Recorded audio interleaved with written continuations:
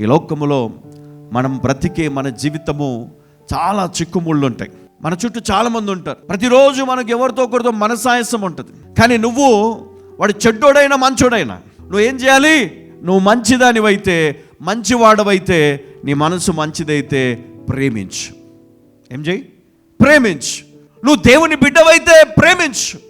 నువ్వు దేవుని కుమారుడవైతే ఆ వ్యక్తిని క్షమించు, అంతే. కానీ ఆ వ్యక్తి గురించి నువ్వు ఎక్కడ నెగిటివ్గా చెప్పకూడదు. నువ్వు చెప్పినావనుకో, క్షమించే వ్యక్తివని దేవుడు నిన్ను గుర్తిస్తాడా?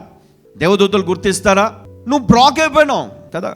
నువ్వు ఎంత పెట్టుబడి పెట్టినా ఆ బిజినెస్ అంతే. నువ్వు ఎన్ని కోట్లు పెట్టినా నీ బిడ్డ జీవితం అంతే, నీ కుమారుడు జీవితం అంతే. ఎన్ని వేల కోట్లు మనం ఖర్చు పెట్టినా ఆ ఖర్చు నుంచి మనం బయటికి రామంట. క్షమించే గుణము నీకుంటే, ప్రేమించే గుణము నీకుంటే, నీ కొట్లలో ధాన్యము సమృద్ధిగా ఉంటుందంట.